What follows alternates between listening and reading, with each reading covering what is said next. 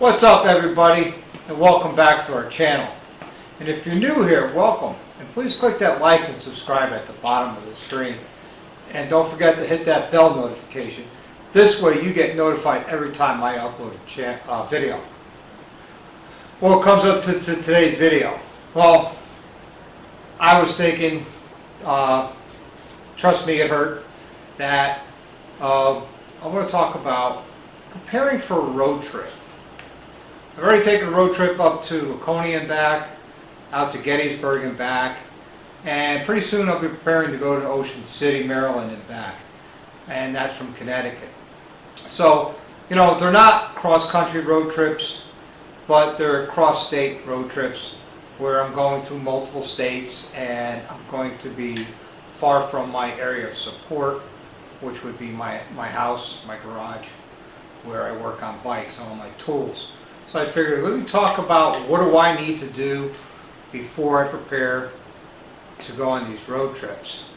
Well, the first thing I do is when I say, hey, I'm going to go to Ocean City, Maryland, and I want to leave on this day, I want to come back on this day. So the first thing I do is I go onto Google Maps and I pick my departure, like if I'm going to leave on a Thursday, and I'm going to say, okay, I'm going to leave on a Thursday, I'm going to leave in the morning, I'm leaving from my home, and I'm traveling to Ocean City, Maryland. And I'm going to take a look at Google Maps and do the traffic overlay. I'm going to see what kind of traffic I can expect during that time. And that will determine what time I leave, because I don't want to sit in traffic. Nobody likes sitting in traffic. And what route I'm going to take. There are a couple ways I could go down. Well, I decided that on the way down and back to Ocean City, Maryland, we're going to be going down through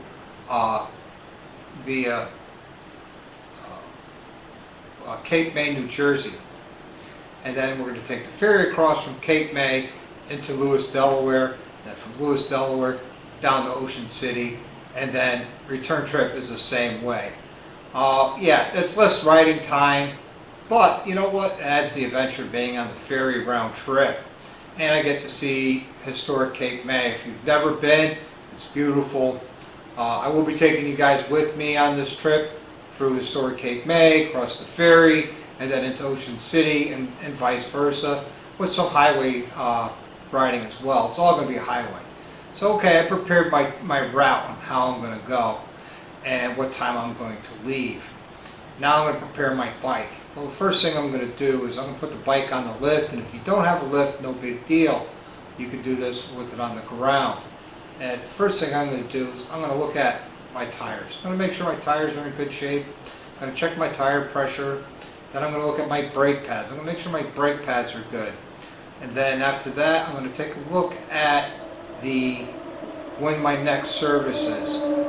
Am I going to need a service in the middle of this trip or when I get home?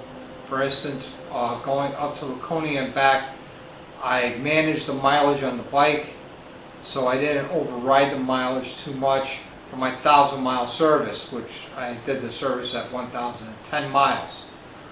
I thought that was pretty good with management of the mileage to service. Now my next service is going to be at 5,000 miles. So I'm going to have to manage that. Okay, what's my round trip mileage going to be? I'm going to say on the high end about 700 miles. So I want to make sure that I have about 4,300 miles or less on my bike. Now I got 2,700 miles on my 2022 CVO Road Glide.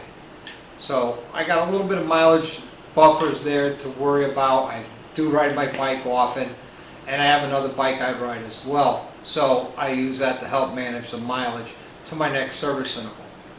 Then after that, I'm going to take a look at, my fluid levels. I'm going to check my oil. I'm going to check my transmission, and I'm going to check my primary fluid, make sure those are in good shape. After that, now I'm going to start packing up the bike of things that I bring with me. One of the things I bring with me is my Easy Pass. Now, you don't need to bring an Easy Pass. If you don't have one, they'll mail you the toll fee off the registration of your motorcycle. But it's cheaper and costs less if you use an Easy Pass. And that's how I do it, and to me it works out the best. I don't have to worry about it going down or back with tolls. Also, with that, I'm going to pack some tools. I'm going to bring a multi-tool with me. Excuse me, a flashlight, some extra batteries for that flashlight, because the last thing I want is my flashlight batteries go dead on me. God forbid it's dark and I have an issue and I need to repair that issue on the road. I can with the flashlight and hopefully with the multi-tool that I have. I also bring my rain gear with me. I don't plan on getting caught in the rain, but when you're on the road, you never know. So I always bring my rain gear with me. I always bring an extra change of sneakers and socks and a sweatshirt, because once my feet get wet and cold, I'm done. And once I get through the rain, I want to change out of my wet shoes and socks, at least the minimum. Put on some dry socks and shoes. And if it gets cold, I have a sweatshirt. Also, bring a helmet with you, because some of the states you go through might have a helmet law or might not. Connecticut is not a helmet law, but it is a restricted helmet law state, which means if you're 16 years old or been licensed less than 2 years, you have to wear a helmet. Otherwise, in Connecticut, you don't have to. But New York, New Jersey, and I know Maryland are helmet law states. So I will be bringing a helmet. I will be wearing a helmet on the way down and on the way back. Now, for long trips like this, I prefer my full face. And the reason being is, if you get caught in the rain, then you can always have the protection of the full face from the rain beating you up in the face. Also on my full faces, I have one of those Dyna Bluetooth communication devices. I get the GPS notification through there, I can get my radio through there, and then also a rider to passenger communication.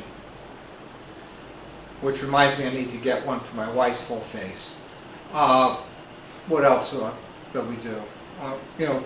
Yeah, we're going to pack our bags for our saddlebags. The CVOs come with the saddlebag luggage, which means they're made to fit inside your saddlebag. You could pack those up, slide them into your saddlebags, and when you get where you're going, you can pull them right out and walk right into your hotel and their luggage. So if you don't have those, I know Kuryakin makes them and sells them. Harley Davidson makes and sells them if you want to spend that extra money for Harley. Kuryakin bags are just fine. I had a pair of Kuryakin bags before I bought my CVO, and I gave those to a good friend of mine. Now, with that being said, I also throw my tour pack on. And the reason why I throw the tour pack on is my wife and I get the left saddlebag, she gets the right saddlebag.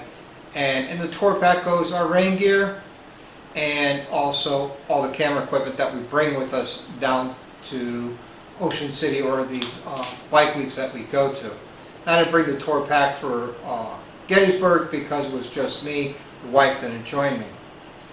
So, those are some of the things I do in preparation for the road trip. And going back to the Easy Pass, yeah, make sure that you have plenty of money on your Easy Pass. Load it up if you didn't do it so already. I know it automatically reloads, but better to do it and be prepared for it than finding out on your trip down there you're $25 light in your account because Easy Pass just hit it. Bring cash. A lot of people say don't travel with cash. I like to travel with cash and credit cards because you never know what's going to happen. Keep your key fob in your pocket. This way when you stop someplace to use the bathroom or get gas and you need to walk away from your bike, your key fob's with you. Now with your key fob, if you lose your key fob, know your code to your bike, how to turn your bike on with the code. So yes, if you lose your key fob, it's not the end of the world, it's not going to stop you riding, but you can start your bike without your key fob if you know your code. And if you don't know your code, there's a way for you to get into it and pull the code out before you go, and you can actually reset that code. And I'll do a video on that and how to reset those codes as well. So you could take it from what the factory or what your dealer set it up as to what your own personal code is. With that, let's see. So you got your key fob, bring your wallet, bring your credit cards. Also, if you lose your wallet, make sure you got a way to pay your way at hotels or restaurants or gas via some sort of virtual credit card, whether you use like a firm or you use any of your own banks might have the app that you could use that to pay for things. That might be a good thing to do, to bring with you. Bring a cell phone charger with you. This way you can charge your cell phone when you're at your hotel, or like on the street lights and road lights, they got the USB port, and you can plug your phone into the USB. Now, if you have the WIM set up on your street light and road light, you could use Waze. Waze is awesome. It gives you live traffic updates as you're going on your trip. Also warns you ahead of accidents or congestions, and hey, there's a cop up ahead. Those type of things. Wink, wink. So those are important things to have. So if you use your Apple CarPlay or use a phone mount for your phone, you know, you can use Waze for that. I'm probably going to be using Android Auto if I can, and my road light. I haven't tried it yet. I'm going to definitely try. I know there was an update for my 19 that allowed it. I tried it, it worked. I'm going to try it on this bike to see if it works. If not, then I'll figure something out. I'm just going to use the nav on the bike. Clean your bike before you go down, because you get a lot of death and stuff on there. And I'm always going to bring some rags with me, something to wipe the bike down, just in case, you know, you're at the hotel and it rains, and you get up the next morning, it's sunny, and your bike is soaking wet, and your seats are soaking wet, and you grab a towel. You know, if you have one in the bike, perfect, use that. If not, use the hotels. Towels to wipe your bike down. I know during bike weeks, hotels are kind of funny about using their towels to wipe down motorcycles. They don't like it too much. But also when you stop for gas, you might spill some gas in your tank, and you have a rag on you to wipe that gas up. Let's see, what else is a good thing to bring with you on a road trip? Music. Make sure you load up your music with all the music you want. I load up my USB key and I plug it in, and I have all my music I need right there. You know, this way you have all your music. You can relax, listen to your music if you have that ability. If you don't have a touring bike and you have a Softail or a Road King or something like that, and you don't get an aftermarket sound bar or sound system, you know, always good to have music with you to keep you company while you're riding.